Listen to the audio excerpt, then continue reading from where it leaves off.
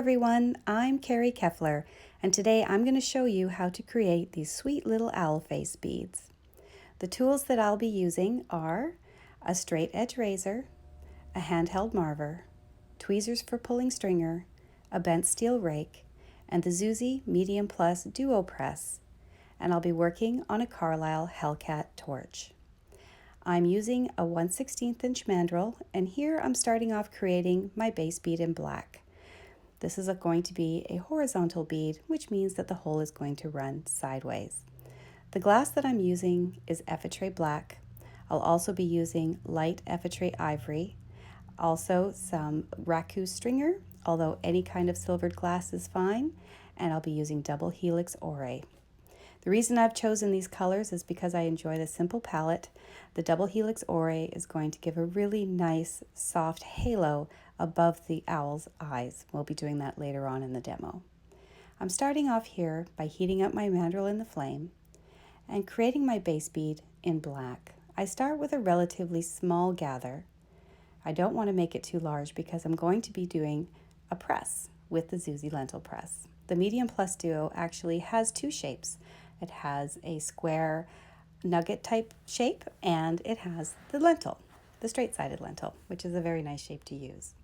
So I use my handheld marver a lot, and as you can see, I've flattened the little bit of glass I put on the mandrel, and I tested it to make sure that it would fit into the well of the press that I'm using. I want to make sure that the glass isn't too long so it doesn't squeak out the sides. And here I'm using my marver because I want to create a little bit of a soft bicone shape. This will help my glass fit into the press a little bit more easily. One thing you're going to want to do when you're doing this is start small and then grow your bead as you keep testing it in the press. One thing to remember when you are putting your mandrel into the press to test the amount of glass that you have, be sure not to chip your bead release. It's easy to do, so you want to be very, very careful of this. Also, when you're applying your glass, do so slowly so as not to crack your bead release. I am using the Franz bead release. It is, let me check, the bead separator for Franz. It's a very good product. Okay, so here I am creating the base bead. Not the most exciting part of the bead, but the most essential part. You want to make sure that your base bead is exactly the right shape, and you don't want to have to fuss with it later. We're going to be building our little face, owl face, on this base bead, so we want to make sure that it's just right. Every time I apply glass, I want to make sure that I'm reshaping it constantly into a bicone. That way it will fit better into the press. If I try to make it too round, it won't work as well, so we want to taper the ends. Another thing to remember is try not to make the ends too pointy. Here I am testing it again. Still needs a little more glass, I think. If the edges are too pointy, you're not going to end up with a nice puckered hole at the end of the bead. And that's something that we all strive for, because when you're using your bead in a finished design and you're putting string through it or any type of stringing material, you want to make sure that sharp edge there isn't a sharp edge to cut the string or your stringing material, right? You want to make sure that it's nice and smooth. So by keeping the edge of your bead with enough glass on the end, see how I've applied that there? Keep applying it. It will help to avoid having those pointy ends at the edge of your bead. I do this many times over, especially when I'm using a press. I want to keep testing the amount of glass that I have, and I want to keep adding to it a little bit at a time. Once you've done this quite often, if you use a press frequently, it will happen a lot quicker. I didn't want to rush this. I wanted to show you all the steps for those of you that perhaps don't use presses regularly, just to show you all the steps that are needed in the beginning just to get the hang of it. I'm using my marver quite a lot here. I want to make sure, again, that my edges stay nice and flat, that they're not pointy, and that I'm shaping it back into the bicone shape. So obviously, if you're going to be using a bigger press, you're going to need a lot more glass. But the Medium Plus Duo is a nice size. It gives you a 21 millimeter lentil shape, which I like. It's perfect for bracelets and petite pendants. There's other shapes you can get and other styles as well. So here I'm doing my first press. Let's take a look. Well, it's not quite round, is it? It's close, but I debated a minute while I was making this, but I thought, well, I think I'm going to add a little more. I do want this to be as round as possible. When you are using a press, it's important not to press your bead too many times. What can happen is that the bead in the center will be a little cooler than the outside, and the pressure of applying the top of the press to the bead will sometimes cause the inside bead release to crack, and you don't want that. So be very gentle. Whenever you're adding more glass to your shape as well, you also want to keep it slightly marvered in. And as you'll see, I'm going to just taper those ends a little bit again. So now it's going to be a little bit more of a flat bicone shape instead of a round bicone. And this just allows it to fit more nicely into the press and will give me a nicer shape at the end. Also, if you add too much glass, you'll have it oozing out the sides, and then you'll have kind of a funny shape as well. So we want to make sure we're only adding a little bit at a time. Give it lots of heat in the flame, make sure it's nice and molten, and then give it another little bit of a press. Now let's take a look. Well, that's better. I think we're a lot closer there. I think it's not exactly perfect, but it's definitely a little bit better than it was. I think I might just add a tiny little bit more. Let's take a look and see where it needs it. Sometimes on the top edges where you've pressed it straight, you're going to see that it's going to need a little more glass. So I do recommend no more than 3 presses in your press. Again, you could end up with a cracked bead release. I didn't reshape this entirely into a flat bicone because I was only adding a very tiny amount. And there we go, much happier with that finished shape now. I want to make sure that I've got it nice and heated evenly throughout, so that when I put the ivory on top, which I'm going to do now, that I'm also going to be able to keep that shape. I don't want it too hot. You don't want to melt it round again. You want to keep it above the flame, but you still want to be able to keep it warm so you don't crack it. You're going to see me flip the bead back and forth a lot, and that's because you need to keep both sides of the bead evenly heated. Now I'm applying the base of the face of the owl. I like to use Tapestry light ivory. It's a beautiful soft glass to work with. It applies quite evenly, and the rods don't tend to pop or crack when you put them in the flame. It's a very nice glass. I use it a lot. So here I'm creating 2 swipes of glass, and I'm essentially making a rough heart shape with the top of the heart being at the top of the bead. As you will see here, we're going to heat the back a little bit more. It's not quite a heart yet, so I'm going to have to take my little handheld marver and give it some love. Give it a gentle press. The key to remember whenever you're marvering this particular bead is you want to keep the ivory raised above the black. You see how it's like a little ledge? It's not melted totally flat into the bead. You have a lot more control in shaping your glass if you keep it raised up a little bit. And every time I press and I'm altering the shape, I can adjust it as I need to, and I can see where I'm going to need to add a little more glass. And I can see that I need to add a little bit more to the bottom. I want it to be as much of a heart shape as possible, and the reason why is because barn owls, which this is modeled after, have the sweetest little heart-shaped faces. They are my favorite owl, and I've made different variations of barn owls for quite some time, but these ones are just so much fun to make. I thought you might enjoy learning how to make them yourself. So I'm adding a little more glass, a little bit to the top of the heart, and giving it another press. I use my handheld marver a lot in the making of this bead because it does take a while to get that shape just right.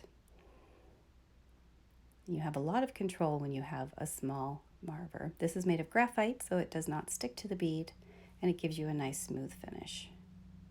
So I'm very gently tapering the bottom of the heart to make it into a softly rounded point.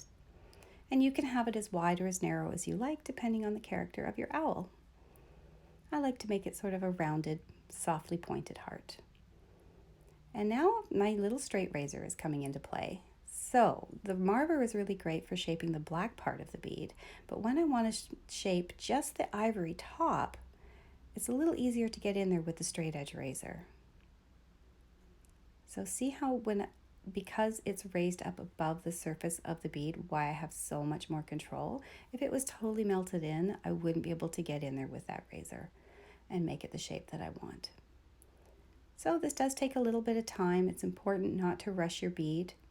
Once you've done a few of these, they will be a lot faster for you, but in the beginning, you want to definitely take your time. So as you can see, it's black on the back and ivory on the front. Now I want to create a little divot with my pick or my rake. This is made of steel, it's not made of tungsten. It's just an inexpensive tool that I love, and I use it also with almost every bead I create. So I've created a little divot at the top, given it some love in the flame, using my handheld marver just to soften it a little bit further. And now it's starting to have a really nice shape, just like a little owl face. So here I'm adding a little bit of double helix ore. I've chosen this color because it has so much silver in it. It fumes beautifully. And what we want is that soft shading at the top of the eye, just to mimic that soft shading that owls have around their eyes. You can use any silvered glass you like though, so if you don't have this one in stock, I'm sure you've got something else that will do the trick. So I'm using my handheld marver again and gently pressing in those dots. I want to make sure that they're even, of course, so my owl has a nice expression.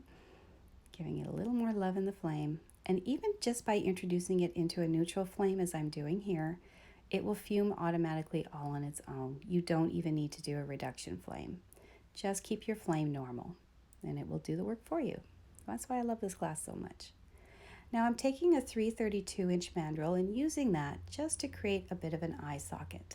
You want to make sure that your mandrel is cool. If it gets too hot, it will stick to your bead and it will pull that little dot right off the face of your owl. You don't want that to happen.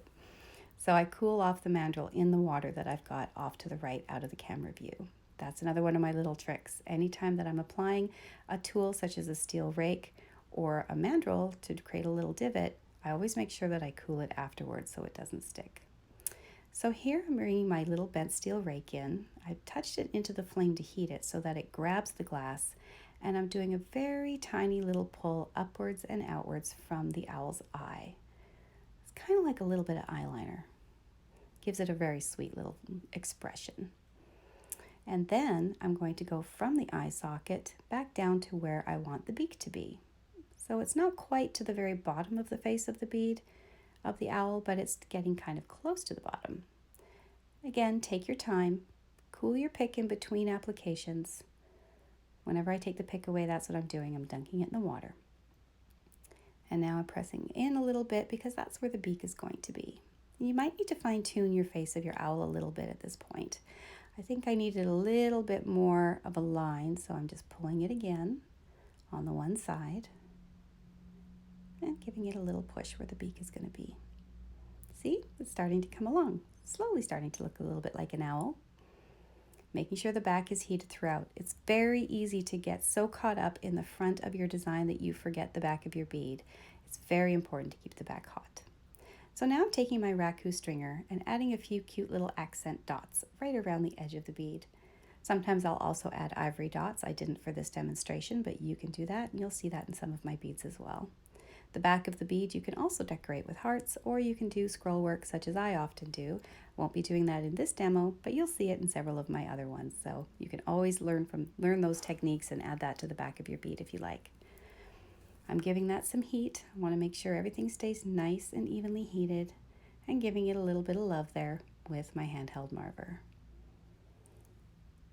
Again, I'm working above the flame quite a lot. The reason I'm doing this is, one, so you can see very clearly with the camera what I'm doing, but also trying not to work too much in the flame because I want to make sure that I don't melt that ivory.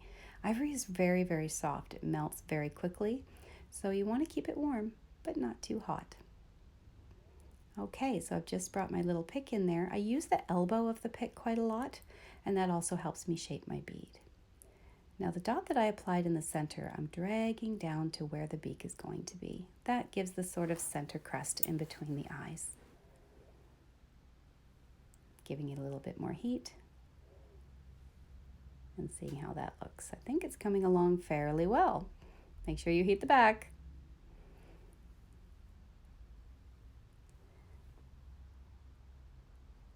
You can also do this bead with a larger mandrel if you like. The Zuzi press will accommodate both the 116 and the 332. So here I'm taking a black stringer and I'm starting to fill in the eyes.